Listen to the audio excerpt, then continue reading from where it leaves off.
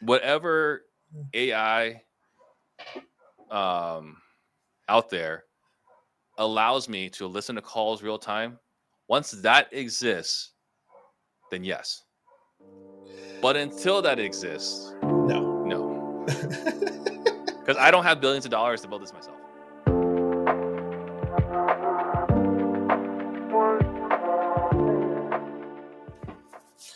Hello, welcome to the NytFire podcast. Today we have a special guest, long-term friend, long-term mentor of mine, Mr. Steve Trang from Scottsdale, Phoenix, wherever you want to call it, Arizona.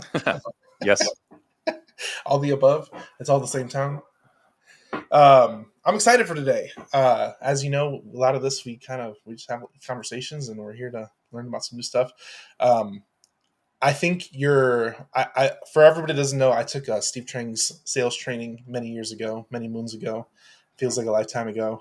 And I've learned a lot since then. But I've noticed that Steve has ever grown since then and taken on and done new things as he should. But I think one thing about entrepreneurs is they're always growing and adapting and changing, and COVID changed a lot of things, but people come up with new things and make things better. And this is the first time I heard about this, but ObjectionProof.ai. What is this? What is this process? I'm excited to learn about it just out of curiosity, but let's talk about it.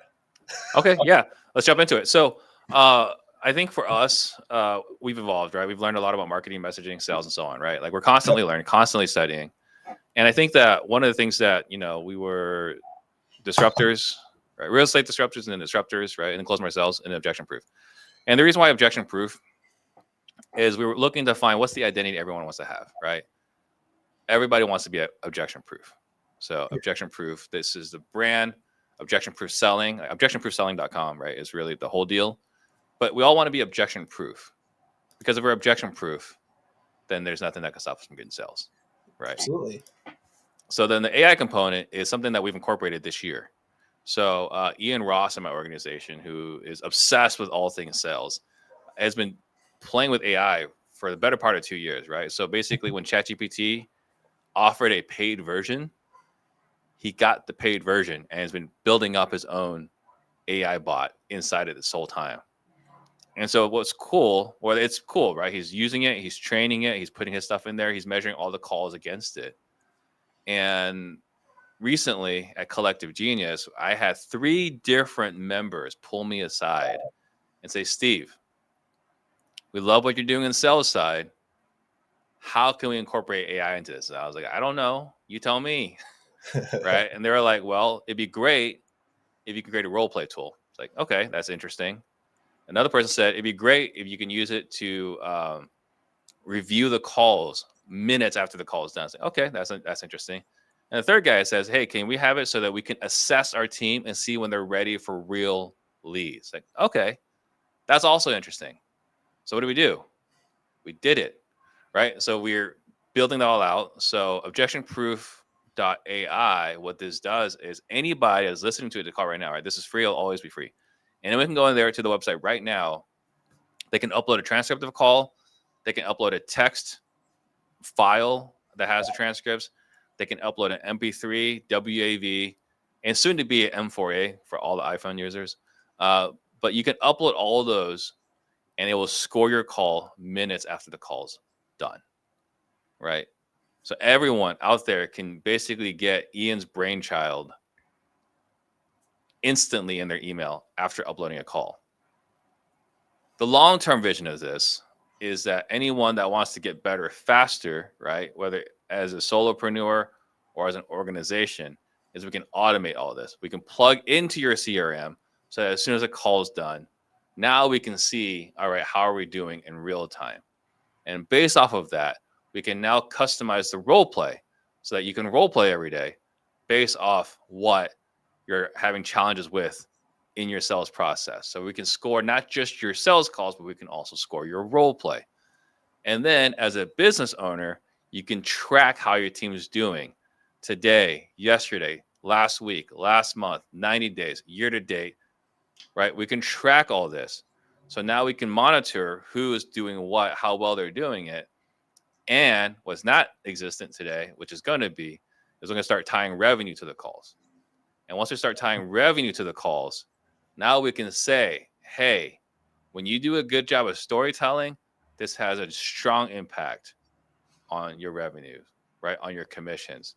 Every time you didn't set expectations, hey, on your average appointment that you got a commission, here's how you scored on setting expectations.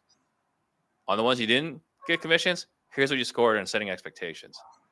So now you can see a delta in real time, how important it is to follow a sales process. So that's at a high level ObjectionProof.ai. I I am excited about. I'm always AI has changed my business, and Mm-hmm. I don't even talk about AI because like I think people there's no AI gurus. Like Mm-hmm. there's like a guru for every niche, but there's Oh not yeah. AI gurus coming out and everybody's teaching AI. I Mm-hmm. try not to talk about it too much, but it has changed my business internally, just with like drafting contracts. No offense to attorneys out there, but attorneys charging $300 to $900 back fees. That those days are gone. They're gone completely. Attorneys, accountants, yeah. Those days are gone, and I feel for them, but I think we got to adapt as business owners and make things better, and just be creative Mm-hmm. with the new technology that's coming out there. And I see this as like not like the horizon, but like I remember when texting came out and people started taking texting and then disappeared and kind of faded off, and people still use it Mm-hmm. nowadays, but it wasn't as big as it was. But something Right. like this could really change the business as a whole, Well, yeah. And everyone needs it. and everyone needs it. Yeah. Everyone needs it. Doesn't matter what even what niche they're in. Everyone needs it. No. So one Exactly. thing you always talked about in your training was having a process. Most Mm-hmm. sales teams don't have a process, and how does not having a process affect their business as a whole? Like most people are like, Yeah. I'm new to the business. I don't need a sales process. What's that? Right. What do you Well, have? I mean, you don't have to have a sales process. If you don't have a sales process, that means you just default to the homeowner's process. And the default to the homeowner's process is I need to think about it. I need to talk to so and so and whatever, right? Walk around, take some pictures, make me an offer, and I'll call you back later, right? And then when you deal with that process, what do you deal with? You deal with I need to think about it. Now you got to overcome that objection. Well, how to overcome? I need to think about it, right? Because you don't have a process. If you don't have a process, that's what you're going to get, right? So what I'm excited about what we're doing here is there's a book called Gapology. It's a totally nerdy book for entrepreneurs and business owners, but we talk about here's what I used to do, right? Let's just talk about where I suck and failed as a leader, right? I Okay. say, hey, Daniel, thanks for working at my company. Welcome to Objection Proof Selling, right? Here's a course on sales. Go watch these modules. Here's a phone. Here's a CRM. Here's a dialer. Go make calls. I've done my job as an owner to train you. That's what I used to think. No, I haven't, right? So then in Gapology, what are we looking at? Do you know what to say? That's level one. That's the training. That's just level one, right? Do you know what to say? Okay, great. You know what to say. Two, do you know why it's important we say it that way? If you Mm, don't know why it's important we say it that way, then it doesn't matter what you say because you're going to screw up in the tonality and delivery. So, yeah. two, do you understand why it's important to say it that way? You do. Great. Level three, will you commit to doing this every single time? By the way, I was missing number two and three. I was only doing number one, right? Will you commit to doing this? Okay, yeah, you'll commit to it. Great. Will you commit to practicing it? That's the role play, right? Because if you're not practicing it, how can you have it ready when it's Yeah. time to do it, Yep. right? And the level five is mastery, and we don't get to mastery until we track and monitor what we say is important to us, but we don't actually implement. Hmm. Powerful words. Powerful system. Like this is like everybody thinks like, oh, I'm just gonna send out contracts and make offers and we're gonna do business. This is like next level You stuff. can, you can, you can't. As a one or two person team, that works. That You works. want to sit in the owner's box. You want to spend time with your family. You want to be with your kids' volleyball tournaments. No, that model doesn't work. So us talk about objection proof AI. Is objection proof AI going to eventually maybe speak on our behalf or script stuff live while we're For talking? sure. While we're talking, so the limitation there is whatever the technology allows, right? Because Yeah. I'm not Sam Altman or Elon Musk, right? Yeah. I can't build that. So whatever everything we build is on top of someone else's tool, someone else's Absolutely. actual AI interface, right? Like today's ChatGPT, but who knows? 2 weeks it could be Grok. In a month it could be some other company from China. Who knows, right? Deep But Seek. well, DeepSeek's already old news, right? Isn't it crazy? DeepSeek's already old news. So anyway, um, whatever AI um, out there allows me to listen to calls real time. Once that exists, then yes. But until that exists, No. no, because I don't have billions of dollars to build this myself. Yeah. And I think no. This is one of the things where like I like the day and age we live now because you don't have to be the creator. You just have to build on what somebody else creates, Hmm. and you just Yeah. leverage that tool. Um, I I think there is some capabilities coming out where it can help you. I seen a video recently of a student cheating on their test basing off what Hmm. the conversation the teacher was saying. So Yeah. I think we're getting close to that where 100% can come in. Is the whole free service right now to try to further train your AI? Like, hey, we've No, or it's free because I think it's needed. And look, I'm an entrepreneur. I'm a business owner. My goal is to seek massive market share. I want to be the first one out there before everybody else. mm, Well, what's the best price that people are willing to pay? free 99. Free 99, right? So look, I'll give you my best stuff away for free. You want to automate it? There's a cost, Mm, right? But you'll still get it for free, right? If you have the time, like as a solopreneur, you don't need to pay. You can just upload calls as you get them, right? And then if you have a VA, you can have your VA do it. There's just gonna come a time where that no longer makes sense, and you want to automate it, and you yep. want to track, you want to score it, you want it in a database, right? Because that's what we have. We now have a database where you can track it over time.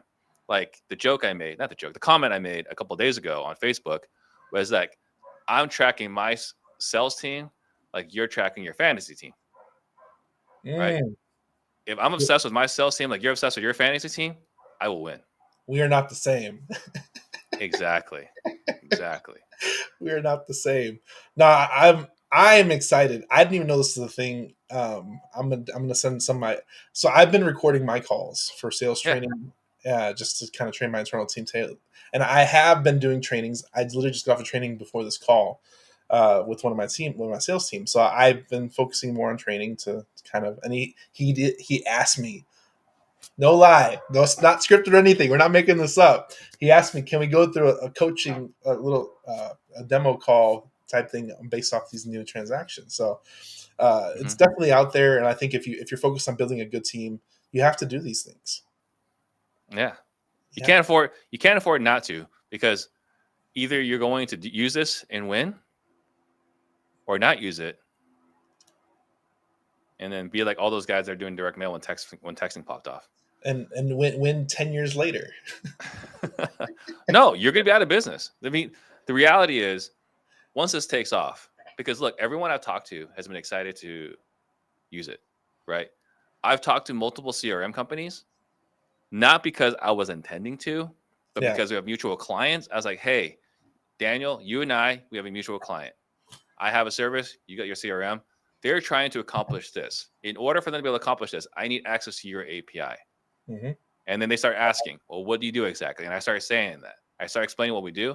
And every single CRM owner, which by the way, I'm very fortunate that I get to call these guys and they'll pick up the phone, right? Like that's nice. That goes But back to the other work you did prior to this. Okay. prior to this, yes, right. But every single one I've shared, here's what we're doing. They've all said, my company needs this. And it's either a version of I've been trying to do it myself or I've been wanting to do this. But But didn't if know we could how. just plug into yours, great. Right. And look, Ian and we built this out. Ian's been playing with this bot for 2 years, right? Someone asked me like how you guys were able to do this. And I said, it's really simple, actually. Right. All you got to have is a guy who's obsessed with sales and all he thinks about all day, every day is sales. step one. And step two, you just have to have a business owner who's ran a sales floor before, who also used to be an engineer. If you have those two pieces, you can make this work your own. Good luck. If you don't, well, you're gonna have to pay some developer. And it's gonna suck for a while, or you can use ours.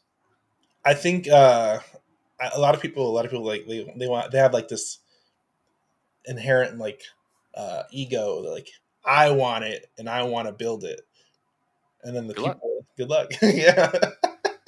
I mean, it's not that they can't do it, right? I did it. I built out my own. So it's not to say they can't do it, but I can tell you, as I've been building it out, I can think of 3 different instances where I had AI code it for me and it was wrong. And it was only because of my software experience where I could actually read their code and debug it.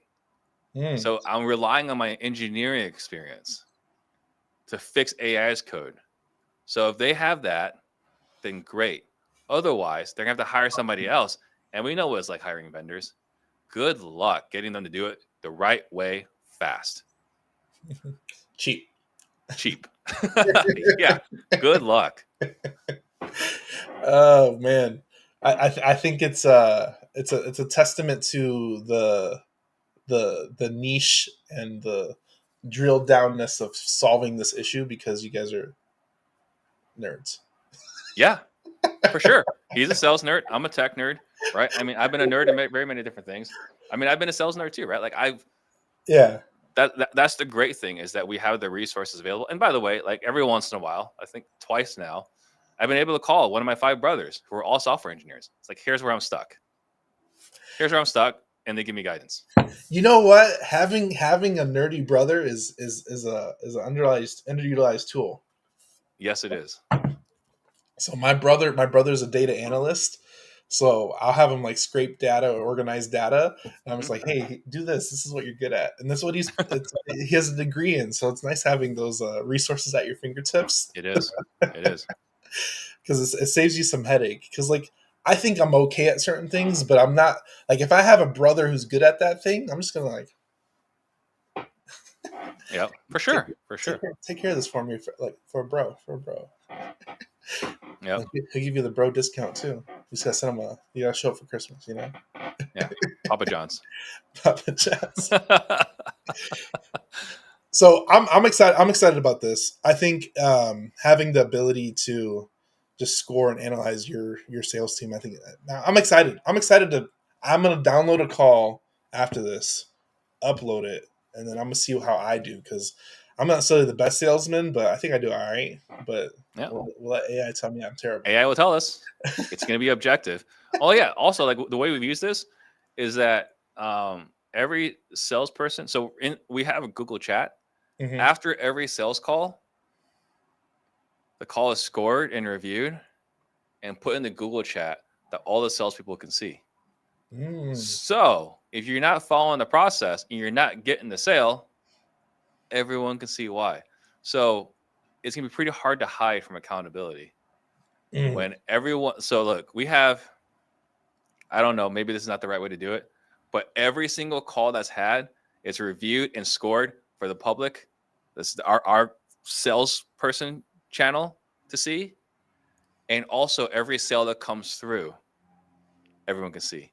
So we can see every sale that comes through, and we can see every sales call review that comes through. There is no hiding. We've got sunlight everywhere in our sales organization. Oh, and every salesperson has access to this portal that we created, so they can also see how everyone's doing over time. That feels are you really trying to build a sales team here? Because I think you're driving competition, you're driving perfection.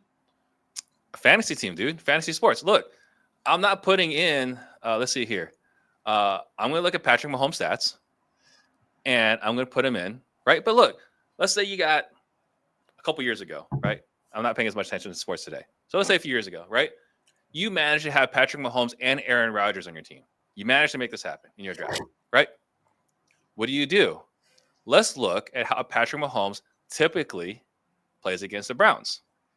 Let's look at how Aaron Rodgers typically plays against, I don't know. Let's see, who's a bad team? The Bengals right? At home. We're going to make decisions based off historical trends. That's how you would run a fantasy team. Why would I not do that with a sports team? This is basically what this is performance.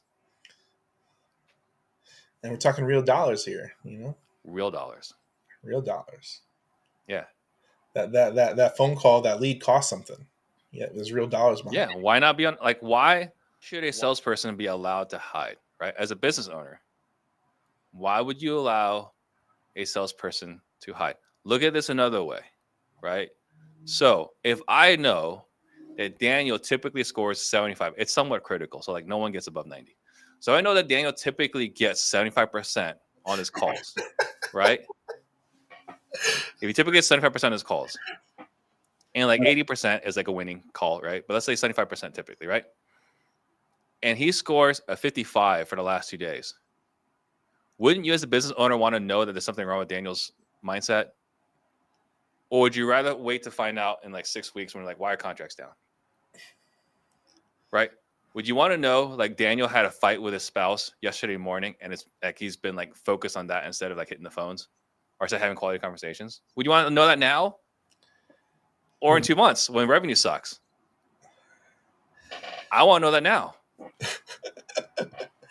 Oh man, this is hitting new levels of insights.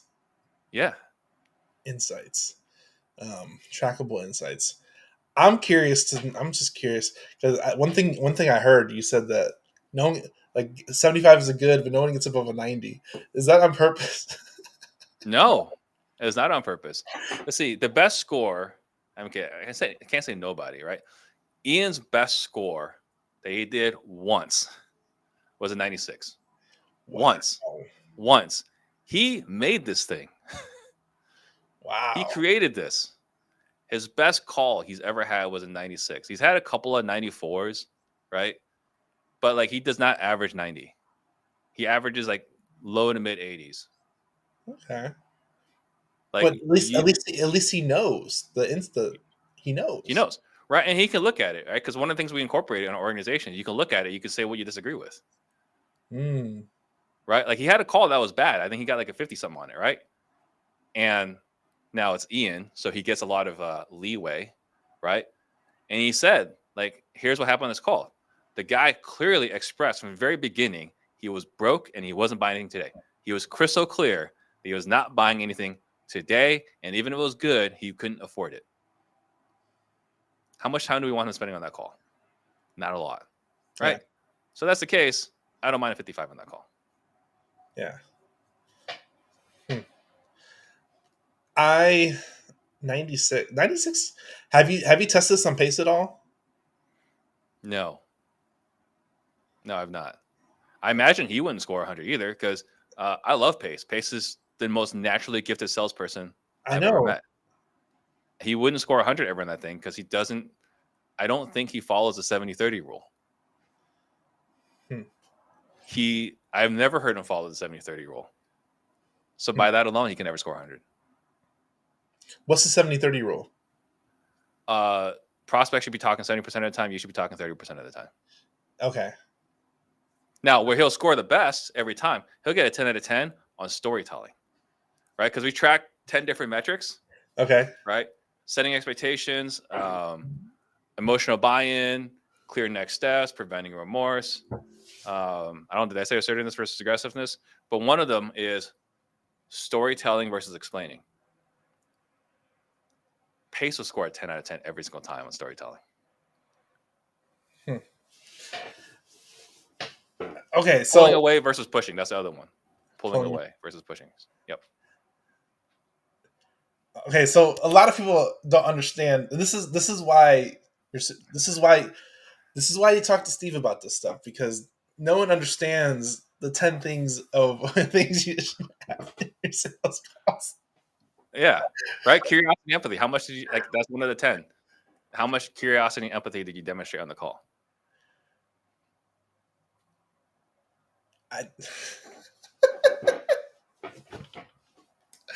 Oh man, this makes me feel like a novice. Maybe I am. I don't know. Look, none of us were born natural salespeople. Some of us were more gifted than others. Like I said, I put Pace in that category, right? Some of us are more gifted than others. And some of us also worked on it, right? Because Pace and I had the same sales coach, Yeah. right? So there's a lot to learn about it. There's a lot to unpack. And like I said, have been a sales nerd for a long time. There's a reason why I have a lot of clients that are willing to pay me a healthy amount of money for sales training. Is because I've been a sales nerd, I've been dive deep, really deep into it, and Ian is even more obsessed than I am. So like, imagine someone more obsessed with everything we just talked about. There's another guy over there that's more obsessed about sales than I am. So what do you say to the curious folks that just know they need a process? And I think 90% of the people fit in this category, maybe 80%, the 80-20. You have the 80% of people that don't, they know they need something, but don't necessarily want to get it, or they don't feel like they need to go as granular like you guys are. I mean, I guess my question is, why would you ever settle for anything less than greatness? Where's my mic at? I want a mic right there, you know? Yeah, I mean, I don't understand it. Why would you not want to optimize every opportunity, right? Like if you can hit a softball square, right, in the what do you call it? The part of the bat, the sweet spot, right? Is that what you call it? Yeah. If you can hit it with a sweet spot, why would you want to hit it with the tip of the bat? I don't understand. Like, you paid good money for this lead. Like, it costs money to get the phone to ring. If you have a team, it costs money for your lead managers to get that appointment booked. You're paying for a CRM. You're paying overhead, salaries, a lease potentially, like myself. You're paying for all these things. Why would you not want to close every single appointment that you can close? Why would you not want to be objection proof? I don't understand that. Maybe I'm crazy, right? Like, like Malcolm Gladwell wrote a book about outliers. Okay. Right. And in that book, like every part of it resonated with me. I did the poker thing for 10,000 hours. I did the basketball thing for 10,000 hours. I don't think I put in 10,000 hours of Kung Fu yet, but I put in a lot of hours in Kung Fu. But running sales appointments, between practicing, studying, and running appointments, I'm well above the 10,000 hours. Why would you not want to? I don't get it. It doesn't make sense to me. I'm sorry. I should probably be more empathetic here, but I don't know. I demand greatness. I want to make a lot of freaking money. I don't understand why people wouldn't want to. So you said something to me a while back, and it kind of stuck with me. So you said, this is a Steve Trang quote. It says, some people want fame and some people want money. And what I forget how you ended it, but some people are trying to find that line of what makes sense to them. Yeah, I mean, it's what you want, right? Yeah, I remember saying something along those lines. Some people want fame, some people want money, and you got to figure out what's important to you.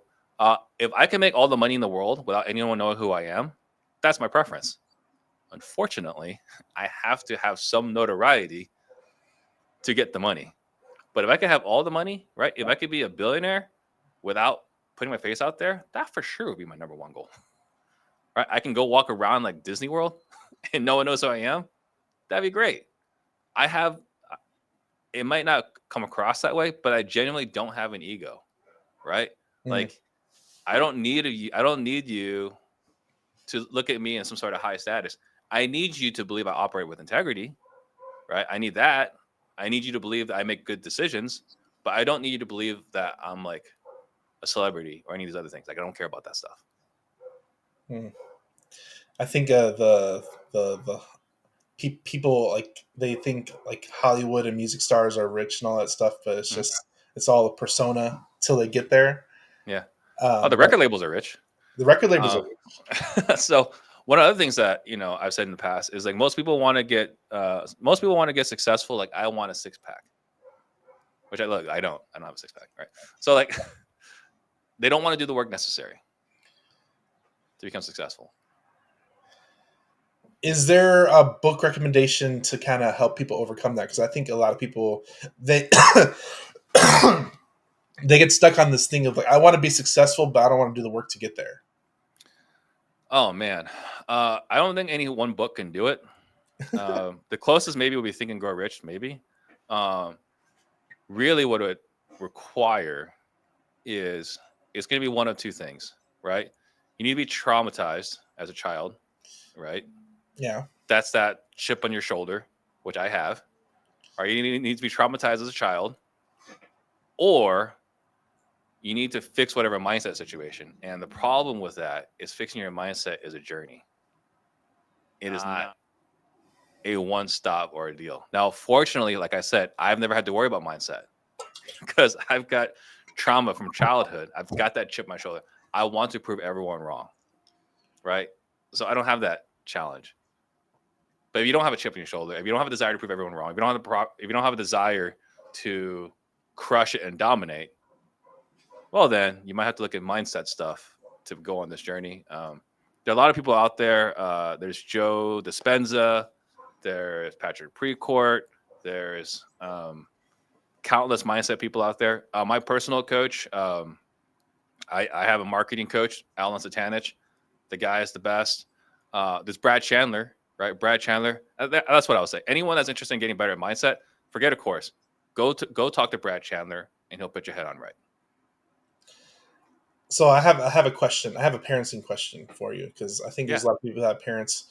The trauma is what drives you. How do you instill some without providing trauma directly to your kids? How do you direct and mold that direction? Asking the wrong person because I've traumatized my kids too. So I grew up right. I mean, I'm Asian. My wife's Asian, so obviously we have Asian parents, right? Yeah. And I had friends that say, oh, what are you gonna do to make sure that you don't do to your kids what your parents did to you? And my response for the longest time, it's no longer today, but it was for the longest time. Okay. Um, I'm happy with what they did to me, and I would love for my kids to have the same Experience. attitude as me. I would love for that to happen. Now I would probably change it just a little bit, but for the most part, I would say the one thing that I've done, I think I did a pretty good job of. It clearly hasn't worked. Is it's all about the journey, not the destination. So I've said forever, it's not about getting straight A's. It's not, even though my kids get straight A's. It's not about getting straight A's. It's about demonstrating the resourcefulness to figure out if you're not getting straight A's to get back to straight A's, right? So I don't care actually if you get an A or B or a C. I'm looking for an improvement. Can you self correct if you get a C on this test to move your way back to good grades, right? Like my second child, she got like an 89.6 or 89.8. So she got a B for a semester, which she was bummed out about. But earlier in the semester, she was, I want to say, like high D's, low C's, right? So she worked all the way up to an 89.8, which was a B. And she was bummed out. I was like, I'm proud of you. Like you were able to demonstrate improvement. All I want is a kid that can figure things out. I don't need Mm. a kid that has all the answers. I want a kid that can figure things out. So they're still traumatized. So I don't have all the answers.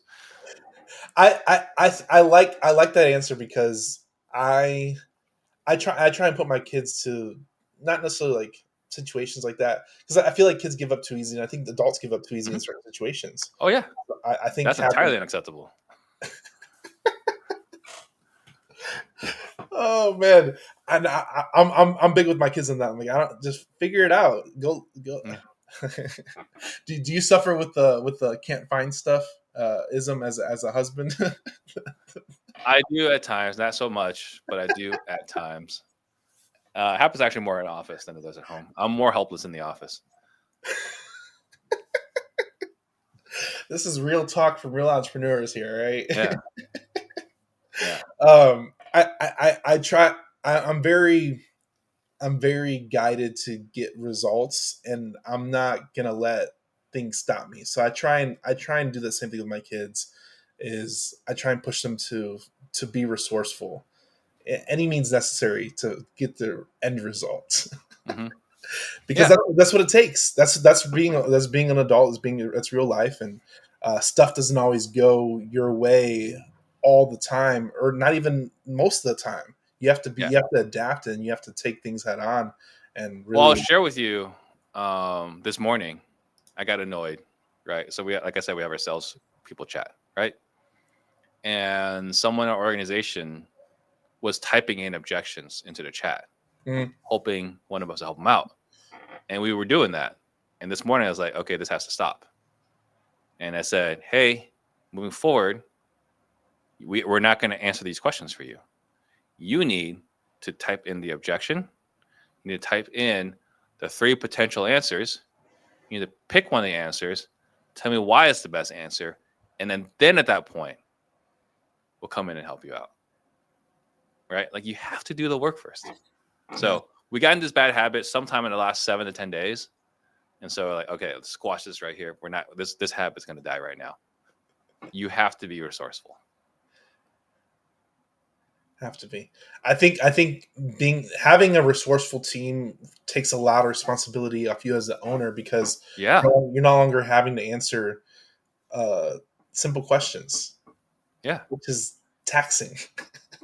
Taxing, draining, it limits your growth, limits your upside. Um, I'm I don't know. I think it's a great opportunity here for a lot of different people, and objection proof AI. I'm excited to see what it does in the future, because this is one of the things where like once you build it, it only gets better from here. And like you said, once you have the Mhm. ability to live analyze the calls and give you feedback live while you're having that conversation, I think that's when you really get into some cool opportunities here that are possibly coming soon. It could be next week. Who knows? I'm paying attention to it very intently. And I think that's the key thing, is paying attention and seeing what's out there and adapting. So objection proof AI, you can upload calls. What else can you do in the system? Just kind of give a brief overview again. So you can Yeah, upload your calls.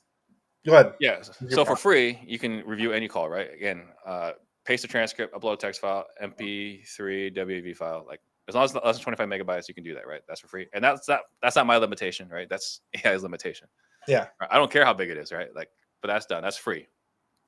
And then as far as what we do now is we automate every single call review. So like, as soon as the call is done, within minutes, you get a review, right? So you get that.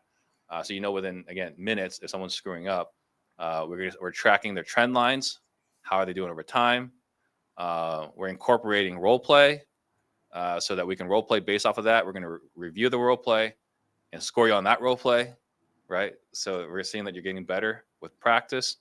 Um, and then we're offering coaching insights, right? So one of the things I posted on Facebook on Sunday was like based off your last 30 days calls, because it's reviewing all the notes, it's summarizing. Based off the last 30 days, here's what you need to focus on. Based off the last 7 days, here's what you need to focus on. Based off yesterday and today, here's what you need to focus on. Wow. Right? We have that right now in real time as you're doing the calls. Um, the if you're falling off, right? That's gonna be a big piece. Let you know that you're falling off. Oh, the one thing I haven't talked about. So the role play, hopefully it gets done this week. Is there's nothing more taxing and draining for a business owner than like asking them to do role play and then having to be their role play partner. Like that's a double whammy. I just All right. did today. Yeah. So what we're incorporating is we're gonna have AI call you to role play every morning. Mm. Now there's no excuses. Answer the phone. Answer the phone when AI calls you and you're doing role play, right? So that's happening every morning. So then, as a business owner that's got volume and scale, you can say, until we got a notification from Steve's AI that Daniel's done his role play today, he doesn't get leads for the day. Mm. So Accountability. accountability. Accountability. How long? I'm sure you guys. I'm sure you've been testing this for a while internally before you pushed it out. How long have you been testing it internally in your own? In your own? Cheers. I mean, Ian's been playing with it since you could pay for it. Amazing, So amazing. Objection proof AI. Go check it out. I'm excited. I'm gonna go download a call right now. Perfect. I'm gonna mess with it. One of the things I love about AI is you can just mess with it. You just mess Mhm. with it, upload it. Yeah. Although, man, let me tell you, this Sunday, Grok was being passive aggressive with me. Uh-huh. Man, let me tell you, there was one time where they was giving me like a lot of like blurbs. I was Uh-huh. like, like give me fewer blurbs, right? And then it just stopped answering my questions. And it's like I didn't know that Grok was like a woman. It was gonna like give me the silent treatment because I said it was talking too much, right? So So I that's was AI for you. I was asking ChatGPT because I asked ChatGPT and usually it does stuff right, but I asked it a really complicated question, and it was like taking a long time. So I asked it like, "How long is this gonna take?" And like, "Oh, it's gonna take 15 minutes." So I timed it. I timed it, and then I'm commenting. This is a long 15 minutes. It's been 20. Oh, we're still working on it. Hmm. Yeah, yeah, And then when it finally got the answer, it was wrong. I'm like, come on, you're that's no smarter good. than this. You're smarter than this. They're supposed to be. This is supposed to replace me one day, It's going to, just not today. It's not today.